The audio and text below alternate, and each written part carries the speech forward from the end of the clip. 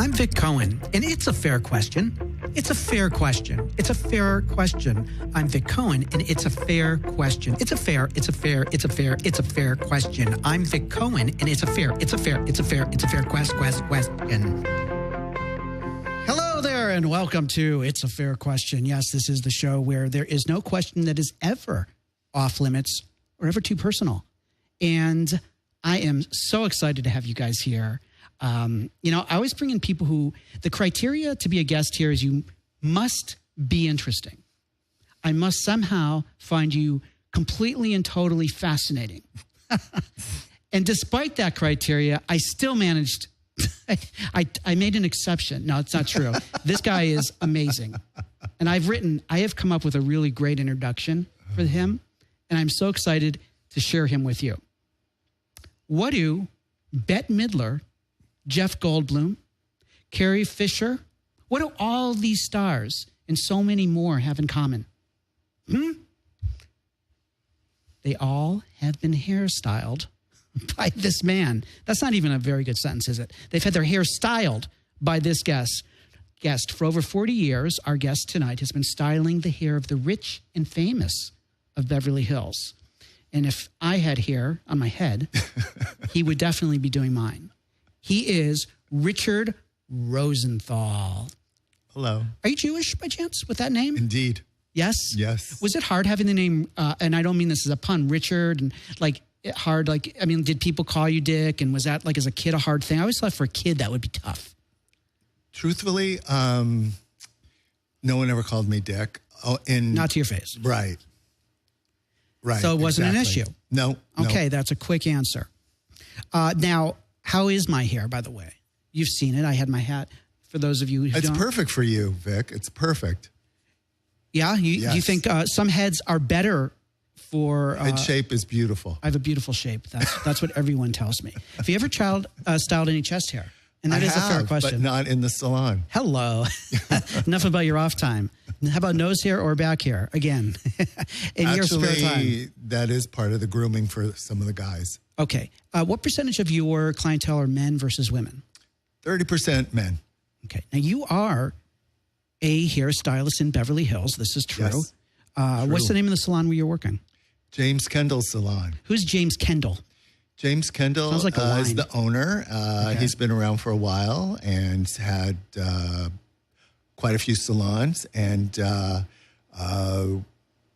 one we're at now, because he had a James Kendall before on Beverly Boulevard in West Hollywood. It's about, I'd say, 3.5, 4 years. The salon's been on Brighton Way in Beverly Hills. So, when I say Beverly Hills hairstylist, it sounds very fancy, very impressed. Yeah, it sounds fancy. Are you impressed with you? No. But you have to admit that, isn't that considered... For people that don't know, yeah, it's a big deal. But even in Los Angeles, isn't that if you are a hairdresser, or do you call yourself hairdresser, hairstyle? What is that, old school? Yeah, hairdresser is kind of weird. What would you call Although in London, that's kind of a nice way to say my profession. But here... I want to be correct. What should I be calling you? Hairstylist. Hairstylist. I'm a hairstylist, colorist. Okay. And, I made this, I put together that little list of celebrities. I'm sure there have been more over the years. How did how did Bette's head end up in your hands? Well, I got a phone call from her makeup artist, Eugenia, and Bette wanted her hair and makeup done. You do, Eugenia? Sorry to interrupt. A friend of yours? So how did... Eugenia owns Senna Cosmetics. Okay, I'm not familiar with them, but a lot of perhaps the women. You don't wear makeup, Vic. And how do you know that? What I do on my... If you knew makeup, you would know Senna. I do wear a pancake, like when I'm acting. Mac Someone is very told me good. about that. Yeah. So Eugenia, who you were friends with through your work and her makeup business, called you and said, we need some help with Bette. Well, she didn't say it exactly like that. She said, do you want to come do Bette Midler's hair? How do you say no to that? Where? At her house, she said. What's her house like? Nice. Benedict Canyon. No, I'm sorry. Coldwater Canyon. Is there a gate? Like, do you have to? No. So anyone could just walk up? Yeah, actually. I'm always amazed by that. But you wouldn't know it was her house. I mean, So you said yes because what did that pay? That must have paid a lot. Can I guess? $500. this was quite a long time ago.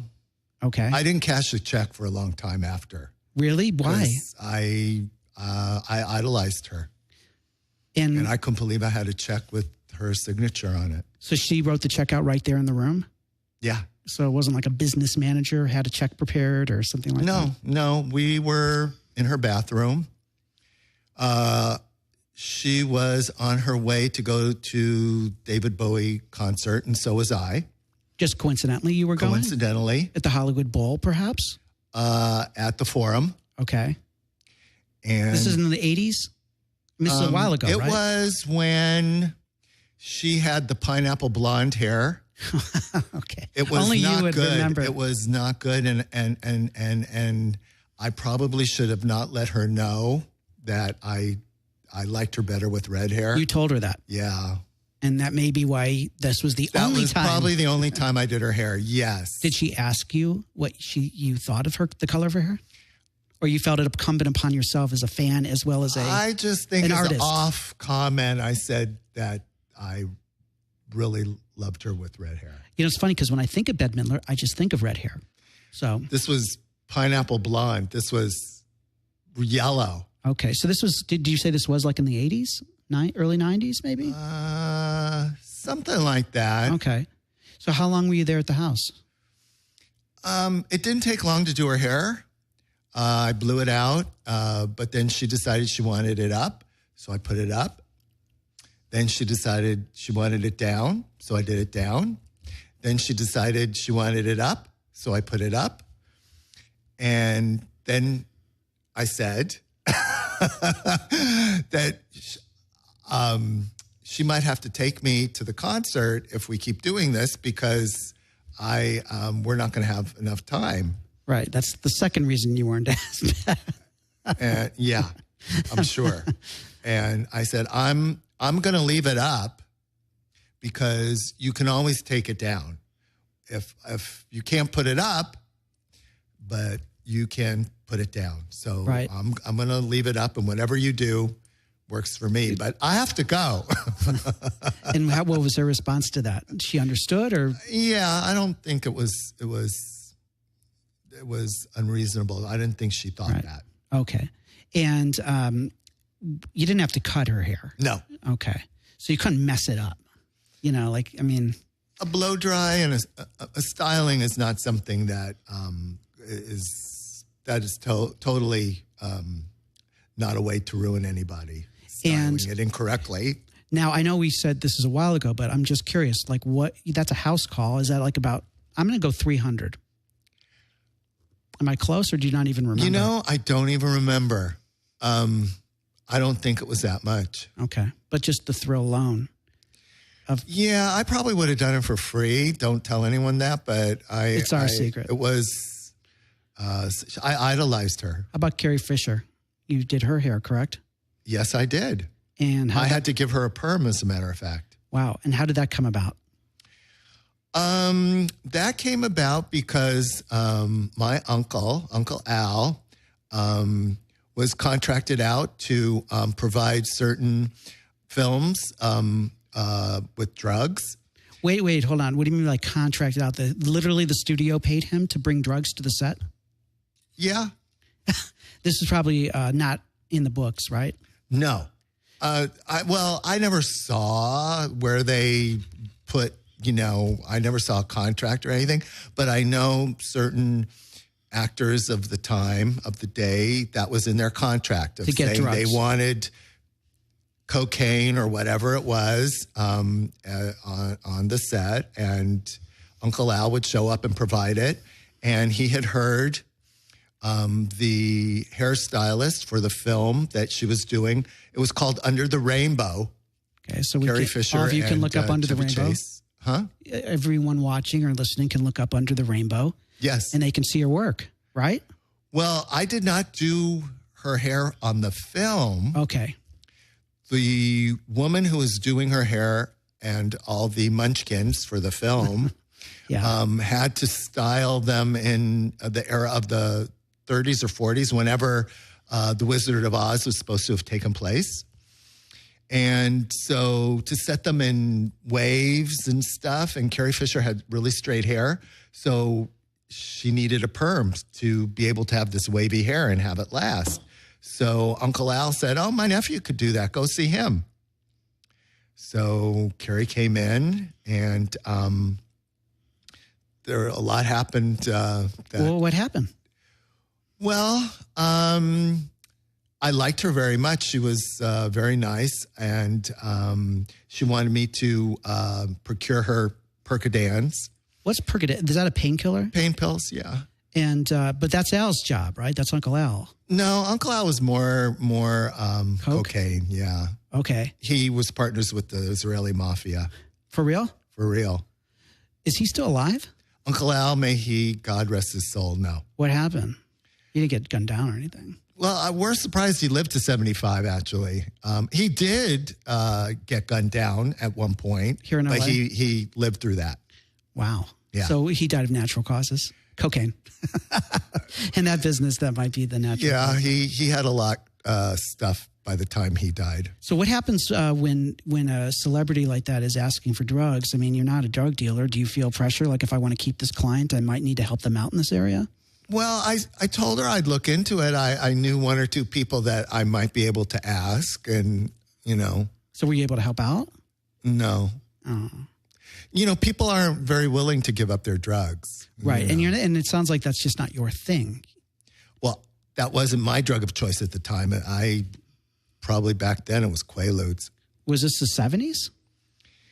No, it was 80s, 80, 81, something like that. Wolf of Wall Street, or isn't that the name of the film, The Wolf of Wall Street? Yeah. I want to tell you, they made Quaaludes look so good.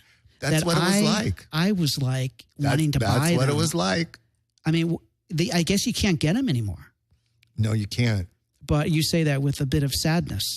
Total sadness. Do you think how many times were you doing Quaaludes? Like every day?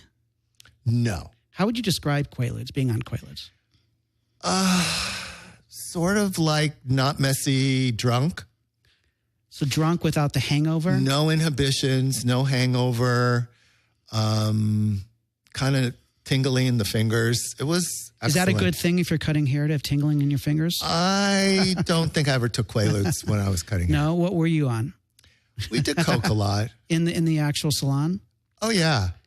I used to work with a woman who on Halloween, we'd, of course, all dress up. And part of the deal was she would bring brownies, and we would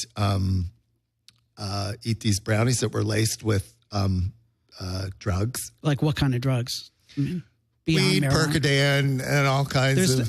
Percodan brownies. Whatever she could find, she'd throw in there. Wow, she's quite a chef. Connie was her name. I'd be scared to eat at a dinner party at her place. She was great. She worked at the salon. Yep. What did she do there besides Connie fuck did you guys hair? up? Connie was, I think, or heroin? John Peters' last assistant, if I'm not mistaken. Okay, and for those who don't know, like me, until recently, before we were talking about John Peters was like the A-list guy, like in the mid-70s. He was the guy. He was the hair stylist in Beverly Hills, in Los Angeles. Now, you mentioned, we had talked about, prior to the show, that you once met John Belushi in the studio. Yeah, Carrie Fisher brought him in. So they were buddies? Very close. And were they like two peas in a pod? Well, I had a bit of a problem with him because when he came in, it was all about John, and it was John's show, and I was trying to run a business and do people's hair, and John made that very difficult. And I once told him, I said, I don't tell you how to tell jokes. I don't think you should be telling me how to do hair. He was telling you how to do hair. Oh, yeah. So that's got to be a challenge. I mean, you told off John Belushi. I mean, that's telling us like someone off. Yeah, I had some pretty big ones back then. Big one, what? Big balls? Yeah. Do you think that was a wise choice? I mean, you don't really want to piss off John Belushi, right? I didn't even think of stuff like that back then. Whatever I thought I got to say, I said it. Were you cocky? That's one way of putting it. So, again, like I'm picturing this like late 70s? No, this was, I think, about 80. Okay, so 80, maybe 81, 81. What was he doing in the shop that was distracting? Just the fact he was there and he was such a big celebrity? Or was he interfering literally with the cutting that was going on? He was getting involved in like saying things about how I should, wouldn't it look better over here or something? Or so he wasn't being funny. He was actually trying to help. Some of the time he thought he was being funny. You weren't. No, I didn't appreciate it. And was he? Do you think he and Carrie were an item? Like were they? No, they were buddies. They were really good friends.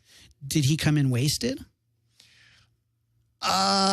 Today, looking back, oh, no doubt. At the time, I don't know that I would have thought about that.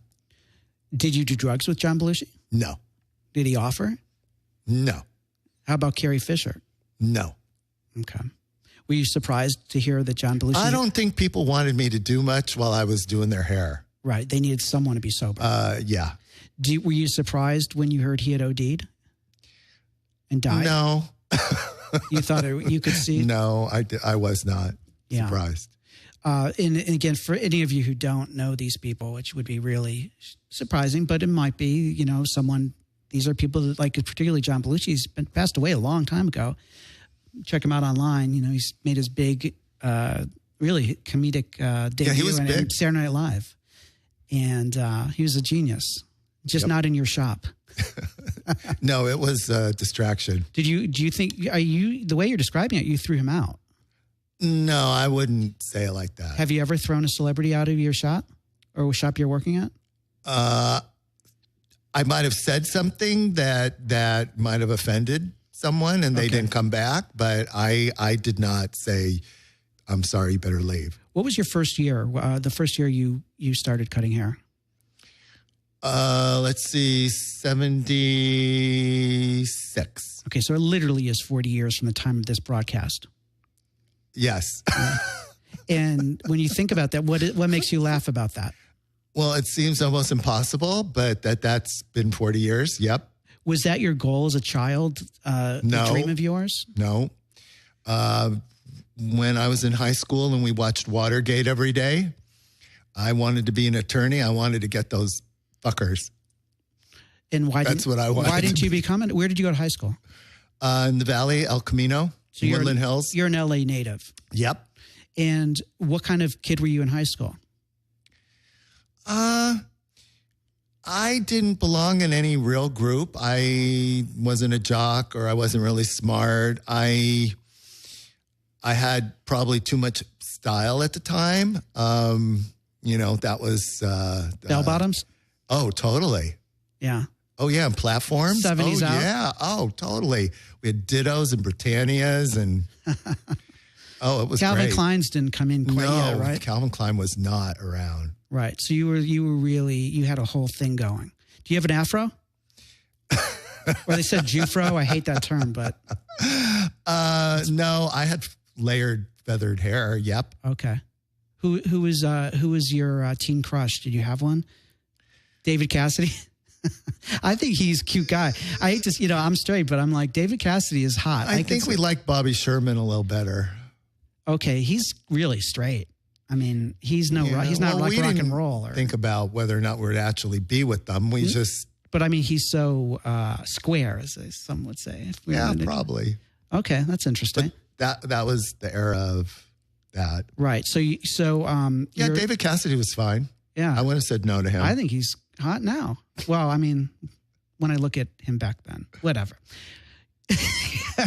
I'm digging myself in a hole. Yeah, somehow. Totally. I'm watching this. I think a straight man can appreciate the beauty of another man without wanting to make love to him. I get it. And if it were with him, it would be making love in my case. Okay. So you're the oldest of three. I am. And you come from a Jewish family in the Valley. What were mom and dad doing for work? Was mom at home, your mom? Unfortunately, she was home. Why do you say unfortunately? I wish some days that I would come home and she would not be there. Yeah. And Dad, what was your dad doing? He was an optometrist. Okay, cool. And so it's a very conservative family. I don't know that I'd say that. Okay. Because they did accept me being gay. And when did you know you were gay? When I was 16 and a half. Okay. And how was that coming out to them? Well, I didn't tell them. They sort of found out. I was sort of kidnapped. What do you mean by that? I went out dancing in a place called the Bitter End West, and I went with a friend who I was supposed to spend the night with out in Granada Hills, and I was all excited because we got to stay until closing at 2, because I always had to be home at 12:30. And how old were you? 16 and a half. Okay. I used people's fake ID and stuff. And, yeah, it was easy back then. It didn't seem, I always got to get in. So. I'm getting carded now. You know, it's ridiculous. You should say thank you. Well, no, it's just the way it is out here. So, so it's 16 and a half. You go out with you tell your parents you're going out with a good friend, but you did go out with him or didn't? We went out. Okay. We went to the Bitter End West dancing. And Granada Hills is like way out in the valley, right? Way out. Yeah. North. Okay. So we go out and all of a sudden, like all these guys were hitting on me and Well, you're jailbait. Well, I'd been there before. This wasn't the first time I was there. And so. And you hooked up with guys? No, I hadn't. Okay.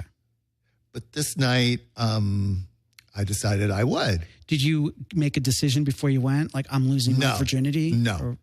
Did you even think of it like virginity? No. I'm going to see what it's about. I'm ready. Let's do this. Well, I knew certain things. I had a cousin that showed me. He had a boyfriend, and he had me watch. He had you watch him perform sex on his boyfriend? Oral sex? The boyfriend. He said, the "Come here, boyfriend Richard, was on top. So you're watching the boyfriend was the more performance. So the boyfriend was having anal sex with your cousin. Oh yeah. And the boyfriend was on top of your cousin. Oh yeah. And he just wanted to show you this. Remember the good old days when people showed you their baseball card collection or, you know, their crazy, what were those wacky packs? Yeah, well, my cousin was not, he was pretty interesting. How old were you? 16. Okay, because like some would call that abuse. Well, I talked to a therapist about that. I mean, I was not concerned it was abuse, but because everyone was kind of young. It's just, yeah. And the boundaries too. Yes. I mean, he's a cousin and. Yeah, there are people who would say it wasn't the best thing for me. So was this a regular occurrence, these shows? No. Okay. So it was one time. No, he later on, he videoed some things that he showed me that I would have rather not have seen. Yeah. So there's something that seems kind of abusive, especially if you didn't really want to see it. Yeah.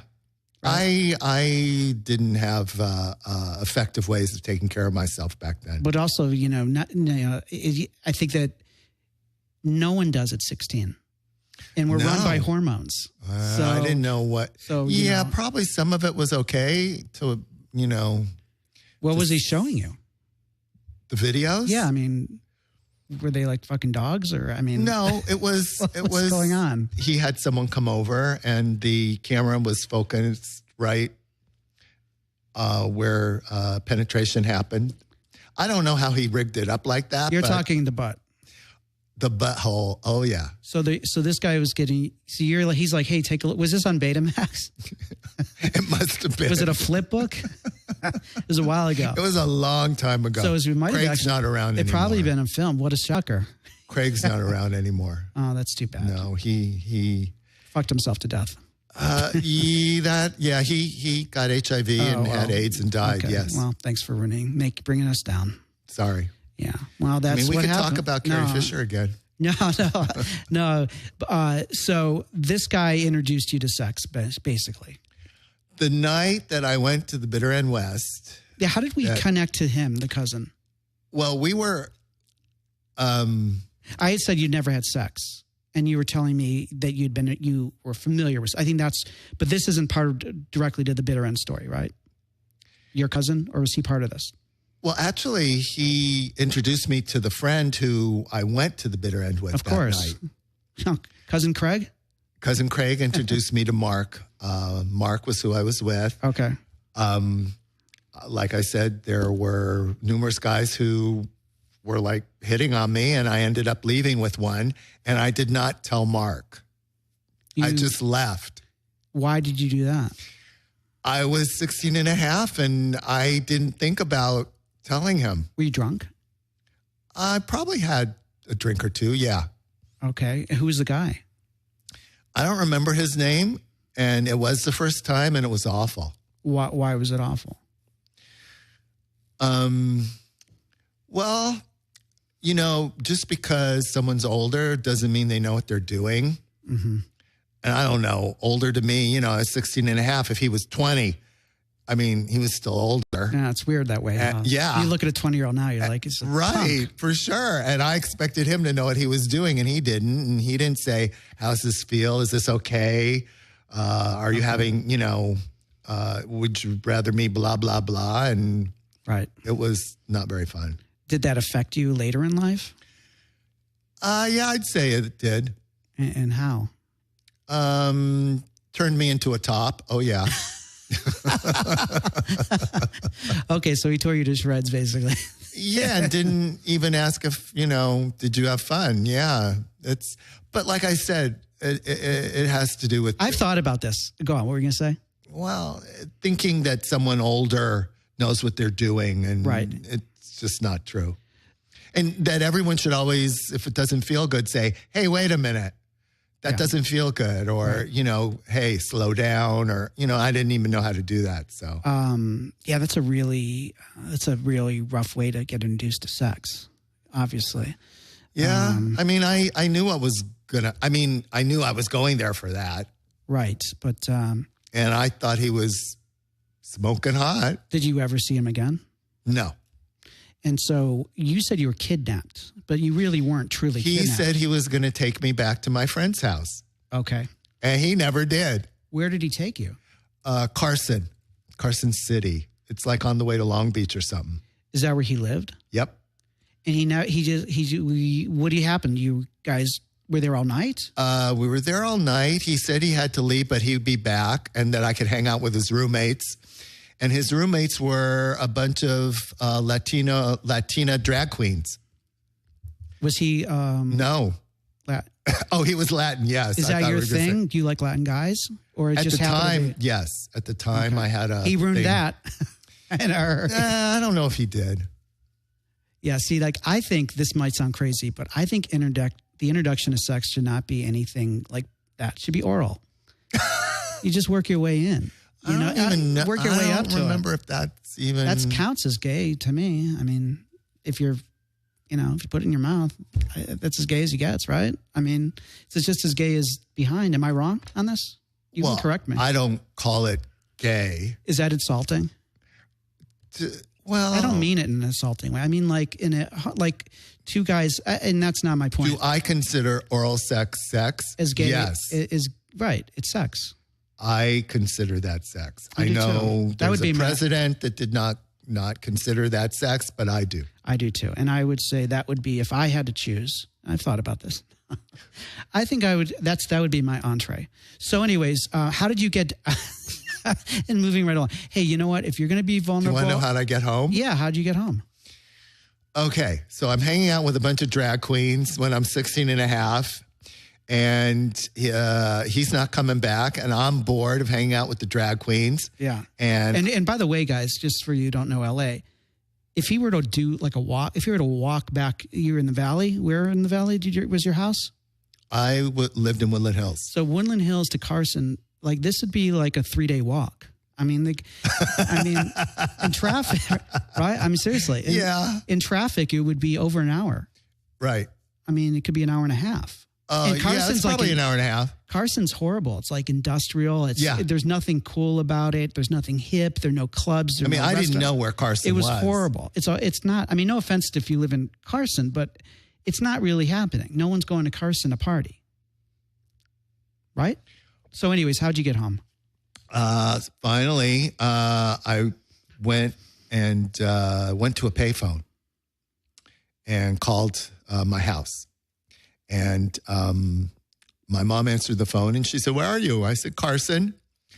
And she said, "Well, what are you doing?" I said, "Well, I really want to come home, but I don't have any way to get home." She said, "Well, take a taxi." I said, "Well, I don't have money for a taxi." She said, "Well, we'll pay for it when you get here." And I said, "Great." And I did not realize, she did not tell me at this point, that she had called to talk to me at my friend Mark's house. And I wasn't there. And he was scared shitless because he thought maybe I was dead in a gutter somewhere in Hollywood and he didn't know where I was. So he told my mom we were at a gay bar and he doesn't know where I am. So that's how they found out I was gay. So it was Mark who told them. Yeah. And I was pissed at him. I didn't even realize, what a horrible thing that I, might have. So you were more upset at Craig.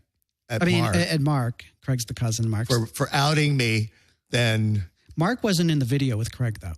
No. Okay. Just want to get that clear. Mark was your age. How much older was Craig?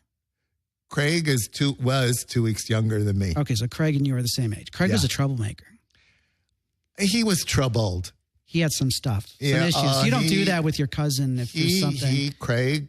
He must have been anyone who ever knew Craig knew he's pretty interesting type of guy. So when you told me that when you were a kid, you wanted to. I am curious. So how does that conversation go when you come home? And the taxi ride must have cost a fortune for that. I'm sure. So what do they say when you get home? Well, I thought I was going to be grounded for a year or something like that. And what they said was, we want you to go talk to somebody, which meant a therapist. And I said, okay. That didn't seem like a terrible punishment to me. So I said, okay. Did they talk about you being gay? Well, no. They knew they were out of their league when it came to that. So that's why they wanted me to go talk to someone. They couldn't. They didn't say, "We love you," and we just want you to be happy. There were no conversation. They did want me to be happy, and they weren't sure. They wanted to be sure this was them trying everything they could to help me. This is like the 60s? Somewhere around there? 72. Okay. So how did you become... 73. 72, 73. How did you end up being a hairstylist? I mean, you said that... Wait, you don't like being called a hairstylist. Is that right? No, that's cool. Oh, you do like that. Okay. I want to call you the right thing. You deserve it. So you said you wanted to be a lawyer. So how do you go from lawyer to hairstylist? And why didn't you go to college? Jewish family, dad's an optometrist. Happened in the valley. Yeah, I know. So there was a place that I worked in Woodland Hills called Solly's Deli. Yes, I've heard of that. First I was a busboy, and then I was assistant deli man. And right next door was the most wild salon called the John Peters Salon. And everyone that worked there was beautiful and dressed amazing and had cool cars. And I was like, wow, what's this? And so that was my entree into that world. And you got seduced. Yeah. By the glamour. Yeah. Was there one moment that really clicked where you were like it was almost like catnip, the fantasy of working there? Catnip. I had a crush on the lady who did the makeup there. Her name was Enid. And she asked me to be her assistant. And I didn't know what that meant. I thought I was helping her. And meanwhile, what it really meant was I was looking to have that as my profession. And so some of the hairstylists in there had feelings about that. And they came up to me and said things like, we'll pay for you to go to beauty school if you come out and work for us. And I'm like, what are they saying to me? And so they all knew something I didn't realize at the time. And so I had some help ending up pushing me in that direction. I'm a little confused. So they saw in you something that you didn't necessarily yet see in yourself? Yeah, I wasn't thinking about doing hair at that time. But they saw something about you and your personality, the way you carried yourself. Because I never asked for input. But how did... I guess when they see someone young that's interested in being in a salon, they want to groom you. Thank you. Something like that. Okay, sure. But yes, I was groomed. Yeah, so they brought you there, and that's a pretty good deal. And that was the number one salon, right? Oh yeah. I mean, that's like they had 3 of them, I believe you were telling me earlier. One in Woodland Hills, one in Beverly Hills. And one in Encino, 3 of them, yep. And this was the Woodland Hills one. Yep. So they paid for your schooling? No, that's not how it turned out. Okay. Because I wasn't sure I wanted to actually work for them. So I wanted my options to be more open. What kind of regrets do you have today of not pursuing that law degree? Being right has got me in a lot of trouble. And I think attorneys have a little bit of you get paid to be right issue. And so I understand why it appealed to me at the time. So I don't know that I really have regrets about that. Mm-hmm. You've been doing this, we said, 40 years. Yep. Now, I almost feel like that deserves some kind of celebration, don't you? I mean, 4 decades of hair cutting. I'm trying to reinvent myself at this point, actually. Is there ageism in salons like there is in the entertainment business? I try not notice, but there has to be. Mm-hmm. Right. But ultimately, isn't it really about skill and personality? I will hope that people would realize that years of doing hair or whatever means something in terms of skill. Yes. Longest client you've ever had? At least 35 years. Yeah? Oh, yeah. You still have that client? Oh, yeah. I have a few of them. Mm-hmm. And what is it, do you think, that makes a client? Is it just, are you like family, would you say, at a certain point? Is that what keeps them coming? I mean, besides they like what you're doing with your hair?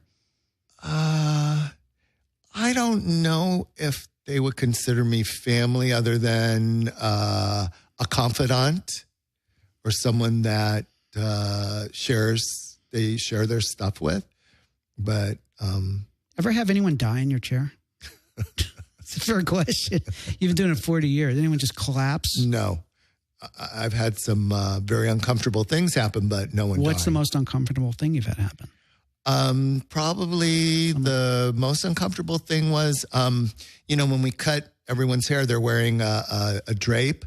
And usually when I'm done, I take off the drape and take the blow dryer and blow off the hair that's left around. And I'd cut this woman's hair, took off the drape, started blowing off the hair. And it looked like there was some hair that got stuck sort of in her cleavage, kind of.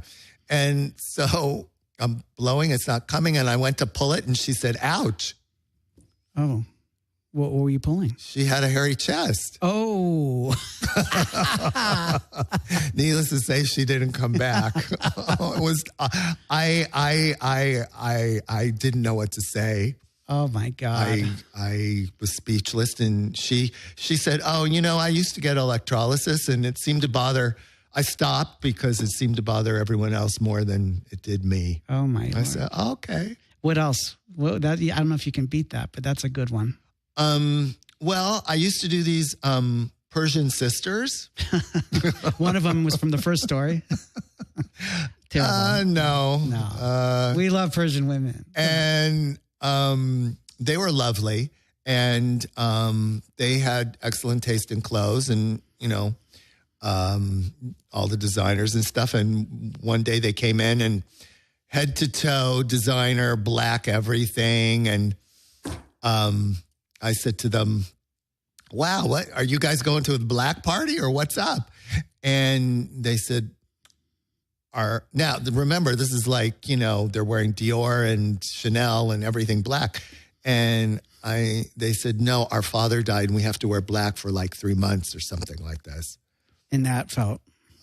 Yeah, it was. And that was the last time you saw them. I don't know. That doesn't sound so terrible to me. I think pulling the hair off the chest is much better. That was probably. That's horrible. Yeah. You get hit on a lot as a salon guy, and is that? Did you ever feel like that was part of the job, that you must satisfy a man or woman sexually as part of your services? No. Do you think that does occur? I've heard stories. Yeah. Is there a rule not to sleep with your customers, or anything goes? Well, it's a free world. Everyone can do what they want. I think it's bad business. It's not very professional. And there are how many people in the world to pick from? And, No, I agree. I don't, but it just seems that you hear these like stories, he ran off with his hairstylist, or she ran off with her. Oh, yeah. There's an intimate relationship there. You're connecting in a way, you're touching them and their hair, you're physically touching them. And then they also often open up. Has anyone ever confessed something and you were just shocked and you kind of were like, okay, then? I don't think but it's me. I've heard a lot of stuff. Nothing was ever shocking. I don't remember. No. Well, no. The closest thing, but the client didn't tell me. Okay.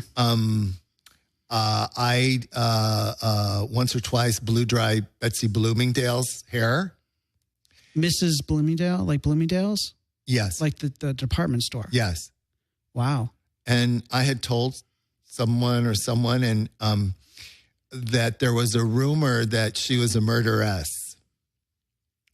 There was a rumor that you had said? Betsy Bloomingdale. There was a rumor? Murderess. What is a murderess? She killed her husband. There was a rumor of that. That's what I was told. And you blew dry your hair. And now the rumor perpetuates. I just perpetuated the rumor I had heard. But that was a long time ago. Well, it didn't. I'm trying to backtrack this a little to help you out. Yeah, it wasn't. It's just a rumor. I can't help what I heard. That's right. But you hear a lot of things. I hear a lot of things. You asked what was the craziest. Yeah, that's what I heard. Wow. Okay. Well, that was definitely. And it didn't stop me. Alleged. And it's just rumor. We got to protect ourselves here. Oh, right. Alleged murderess. And people just talk. Okay. What's the proper way to break up with a hairstylist? What would be ideal for me? Yes. It's happened twice. And I mean as client, not in the relationship. Yes. Okay. It's happened twice.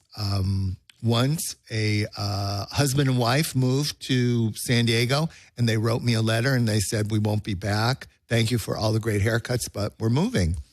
And then one other time it happened, a client told me she was moving to Rio to take samba lessons. She didn't know they can, they teach them here. I think that was not the brightest. That was a Dear John letter. Oh, okay. But in both cases, I didn't have to ruminate in my head of what could possibly have happened or what did I say or do, or, there was some closure, which was really great. And it's something that is very rare in my business. No one says, bye, thanks for everything. Well, it's very awkward because as someone who used to have hair, which means used to have someone I'd go to. Right. Usually I would change because I had an issue with the person. Like, the first time I would get my hair cut, they wanted to prove themselves. They were very attentive. Sure. They really want to do a great job. The second time, similar feelings. But you get to the third or fourth time, it's like they take you for granted. I always felt there's not the same effort as that first time. Right. So I'll move on. And I don't want to tell them that. I don't want to say, hey, Bob, I really, just what I shared with you. Well, the one who told me she was moving to Brazil, to Rio, for samba lessons, that was her way of saying she was over me. Okay. without saying she was over me. But for all of you watching and listening, Richard's here saying, let your hairstylist know you're moving on. What if it is because they're unhappy with the person and they just want to move on? I mean, that's awkward to say why. You don't, someone can say, my cousin just graduated beauty school, or I found someone closer. They don't have to say the truth. But just to let you know they didn't vanish. They weren't killed in a car accident, or I don't know, that they're okay. And maybe I'm sensitive or something and think about people and where they've been. And I've checked in with people before. I've said, hey, I haven't seen you for a while and hope everything's okay if there's something I could do. And sometimes people haven't gotten back to me. What are the biggest mistakes you think men and women are making these days, style-wise, with their hair, that just drives you crazy? Is there anything that comes to mind right off the bat? Well, I think it's always been everyone wants to stuff. Most people are interested in having hair of somebody else. And they're not looking for a style that looks great on them. They're looking for a style that's great on Jennifer Lawrence or some other actor or actress. And, that gets a little tricky to try and explain to them that that's not the best thing for them. But being diplomatic is something skill I've had to acquire. And how has the business changed in 40 years? Well, honestly, it really has. I got to be the biggest diva in the world. And so all of us were. We were just bitchy, and we'd run late. We'd smoke cigarettes at our station and stuff. And we'd be doing drugs. And what kind of drugs? Coke, smoking. We'd drink sometimes. While working? Yeah. You do Coke while you're working? Not in front of them, no. You never had a client? There were people hairstylists that would come back to do their clients, and there was like white around their nose. They didn't look in the mirror before they came out. Yeah. And the owner didn't care? I don't know that the owner knew, because if the owner knew, the owner would have cared. Yes. Okay. This went on when probably the owner was not around. So this was going on 70s, 80s, 90s? Oh, yeah. We had someone come and deliver cocaine almost every day. We'd split up grams and stuff between hairstylists. Oh, the milkman would come. Absolutely. Eben was our dealer. And what was he bringing? Just Coke? At that time, yes, just Coke. And everyone was on it? There were probably about 10 of us. Yeah. And that's just mind-boggling to me. I guess I'm really naive. It was part of what we did. Everyone did it. It seems kind of crazy now, but that's how it was. And were people ODing? Were you having hairstylists drop at their stations? No, that never happened. Right. So it wasn't, even though it was crazy. After hours got probably a little wild. What would happen in the salon when the doors closed? People having sex at their stations, and things went on. Sure. Like what? What kind of things? I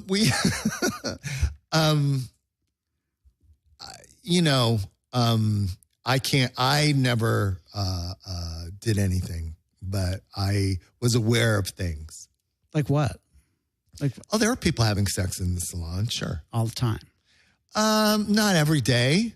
Right. So it was hedonism. There was as much. Yeah, that was the era of all that stuff. But what about heroin? Any needles in the place? There was a guy who, God bless him, and God rest his soul, Angelo. He would fall asleep while he was working on clients. Cutting hair?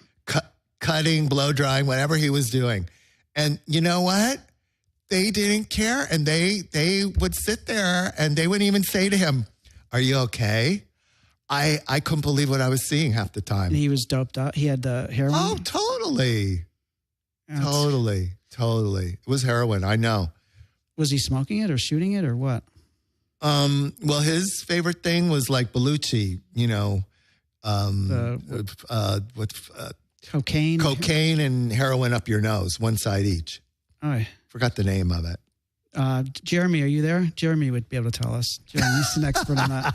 I actually have never heard that before, but you're interested to know. Yeah, one side's heroin, one side's that's cocaine. A speedball or something. Speedball. Yeah, that's Jeremy. Everyone, there you go. If you haven't heard Jeremy before, he runs a joint. This is his studio. Exactly. Thank you, Jeremy. Yes. No problem. Yeah, I tried that once. I was in Vegas with him. We went to a hair show, and you were with Angelo. Angelo, yeah. And you did a speedball with him. Yeah, I tried it. Oh, I always tried whatever. You know, that's dangerous. Yeah. I used to like people that used to be dangerous. When's the last time you've done coke? God. What day? Today's Tuesday. It's been a long time. Really? You don't do drugs? No. What do you do for fun? What's your fun? What's your vice today? My vice today... yoga? Seriously? Have the salons changed now where like it's just not like that anymore? The party atmosphere is gone?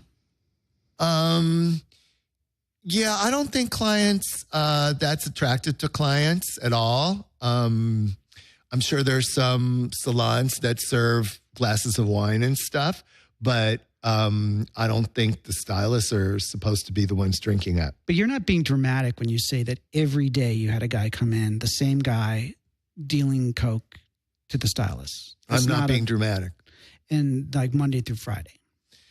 Well, we don't work on Mondays. Okay. Right. We're Tuesday through Saturday. Was this in Beverly Hills? Saturday's our busy day. Was that the Beverly Hills salon? On Rodeo Drive. Nice. This was the which salon? The Alan Edwards. Is that still here? No. Alan doesn't have a salon anymore. Is he still alive? Yes, he is. He's done quite well, correct? I mean, he had his own products too, didn't he? Did he? He used to have mall. He used to be in all the malls too. So does that make you sad that or have you grown up as the salons have grown up? In other words, it's had its day. my chaos and dramas at that time. And that I was not looking to participate in. I had Uncle Al, who I was talking about before. Yeah. Pulled up at that Rodeo Drive salon when I was managing. And he came in and we had a little lunchroom. Yeah. And we had a microwave in there and he wanted to cook cocaine in it in the microwave and then go outside and smoke it in a pipe in the car. In what year is this? 80, 85, 86, something like that. And did you let him? Let him? I told him he couldn't do it, but that's daring him to, that's the worst thing in the world. So, I said, Uncle Al, you cannot do that. What is, I know what macaroni and cheese smells like when it's in the microwave. What does Coke smell like when it's in the microwave? I was so scared that we were going to get caught. But wouldn't you be also breathing? The last thing I was doing was looking to see how it was smelling. But didn't it fill the whole room? I mean, I don't remember that. So no. he did go out and smoke it? Cooked it in the microwave, took it outside. I went out with him to make sure. The only tool I had at the time to take care of myself was making sure that he didn't get caught, that we didn't get caught. And there he was in his car. And, what kind of car? It was like a big caddy, like a something like that. And, when you do too much of that, you get paranoid. Okay. And, no, I don't know that, but okay. Oh, yeah.